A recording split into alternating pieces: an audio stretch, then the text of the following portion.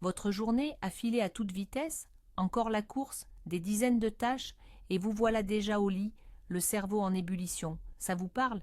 Et si je vous disais que 3 simples questions avant de dormir peuvent transformer ce chaos en clarté? Ce n'est pas une astuce moderne, mais une pratique vieille de près de 2000 ans.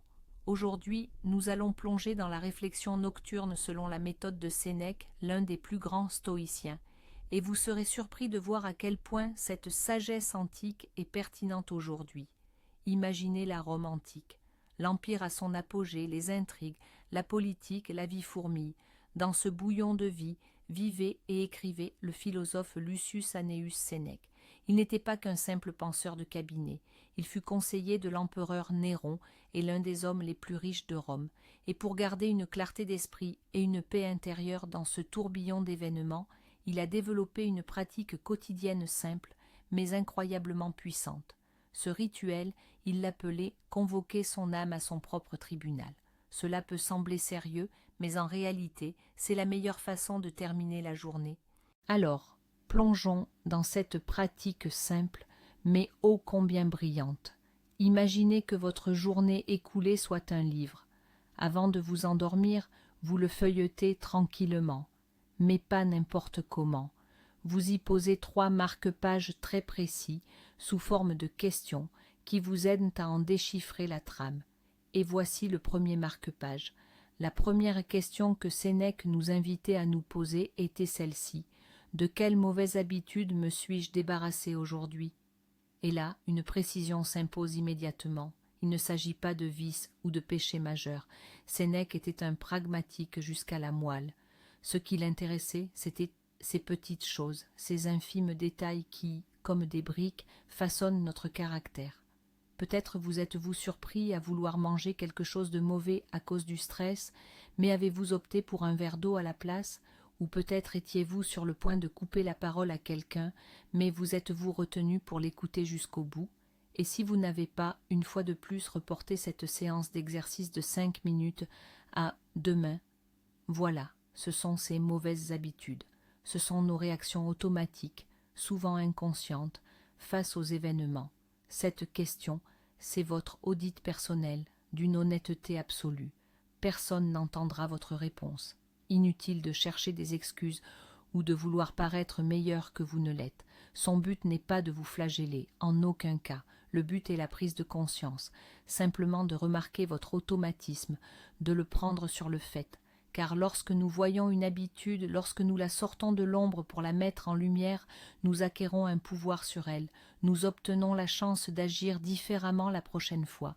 C'est cela, la première, la petite victoire sur le chaos intérieur. Après avoir honnêtement affronté nos aspects moins reluisants, Sénèque nous invite à opérer un virage à 180 degrés. Il déplace le centre de notre attention de l'analyse de nos défauts vers la reconnaissance de nos propres forces. Et c'est absolument crucial pour notre équilibre. Voici le deuxième pilier de votre journée. Le deuxième questionnement est le suivant. Quelle vertu ai-je acquise aujourd'hui? Ou, plus simplement, qu'ai-je fait de bien?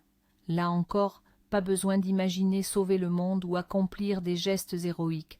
Le stoïcisme, c'est avant tout la vie réelle, vécue ici et maintenant. Peut-être avez-vous fait preuve de patience là où, d'habitude, vous auriez perdu votre calme, ou peut-être avez-vous cédé lors d'une discussion, comprenant que l'harmonie est plus précieuse que d'avoir raison sur l'instant. Vous avez peut-être sincèrement félicité un collègue pour son excellent travail, ou simplement écouté attentivement le récit d'un proche, sans être distrait par votre téléphone. Ce sont là de petits gestes, mais d'une portée considérable. Cette question est un antidote puissant contre ce critique intérieur qui aime tant nous murmurer nos défauts à l'oreille. En la posant, vous forcez littéralement votre cerveau à chercher des preuves de votre propre valeur, de vos qualités. Vous apprenez à remarquer et à apprécier vos aspects positifs, créant ainsi une base solide pour une saine estime de soi. Et voici, enfin, la troisième et peut-être la plus cruciale question. C'est une interrogation qui connecte le passé à l'avenir, transformant nos erreurs en sagesse. Elle se formule ainsi. Quelles ont été mes erreurs et quelles leçons en ai-je tirées? À première vue, cette question peut sembler faire écho à la première, mais il n'en est rien. Si la première portait sur nos habitudes inconscientes, la troisième, elle, se concentre sur des actions concrètes, délibérées, et leurs conséquences. Ici, le mot-clé est « appris ». L'objectif n'est pas de se morfondre indéfiniment ou de s'auto-flageller. Le but est plutôt de devenir le détective de sa propre journée. Où me suis-je trompé ? Pourquoi ai-je agi ainsi? Que puis-je faire différemment la prochaine fois? Peut-être avez-vous fait une promesse que vous n'avez pas pu tenir, décevant ainsi une personne. Ou avez-vous été trop brusque dans une discussion, simplement parce que vous étiez fatigué? Ce ne sont pas des échecs, mais des données précieuses pour l'analyse. Sénèque pensait qu'une erreur dont on ne tire pas de leçon n'est qu'une répétition de la même faute à venir. Cette question aide à briser ce cercle vicieux. Par exemple, vous avez analysé « j'ai haussé le ton avec un proche ». L'enquête révèle « j'étais affamé et irritable après une journée difficile ». La leçon: la prochaine fois que je rentrerai chez moi dans cet état, je prendrai d'abord 5 minutes de silence pour me calmer, et ce n'est qu'après que je commencerai à interagir. C'est ainsi qu'une erreur se transforme en une véritable stratégie pour l'avenir. Mais voici le véritable point clé, l'aspect sur lequel on ne s'attarde pas toujours d'emblée. Sénèque n'a pas simplement imaginé une méthode d'introspection, il a conçu un véritable mécanisme d'accumulation de sagesse, comparable aux intérêts composés d'un compte bancaire. Chaque soir, en répondant à ces 3 questions, vous réalisez un micro-investissement dans votre développement personnel.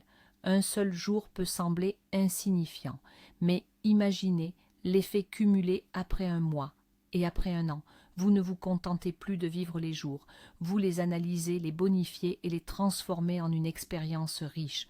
Une succession d'événements chaotiques se mue en un chemin conscient et structuré. C'est là la véritable magie de cette pratique. Le temps qui auparavant vous échappait et semblait être votre ennemi devient votre plus précieux allié sur le chemin d'une vie plus épanouie.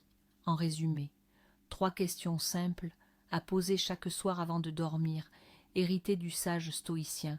De quelle mauvaise habitude me suis-je défait aujourd'hui? Qu'ai-je accompli de positif? Et où ai-je commis une erreur afin d'en tirer un enseignement? C'est votre mise à jour personnelle quotidienne, simple, gratuite et à la portée de tous. Merci d'avoir regardé cette vidéo jusqu'à la fin. Si cette sagesse ancestrale vous a paru utile, n'hésitez pas à laisser un pouce bleu et à vous abonner à la chaîne pour ne manquer aucune de nos prochaines réflexions sur la philosophie pratique. Maintenant, une question pour vous. Parmi ces 3 interrogations, laquelle vous semble la plus difficile à aborder ou, à l'inverse, la plus bénéfique pour votre propre cheminement? Partagez votre réponse dans les commentaires, nous serons ravis d'en discuter.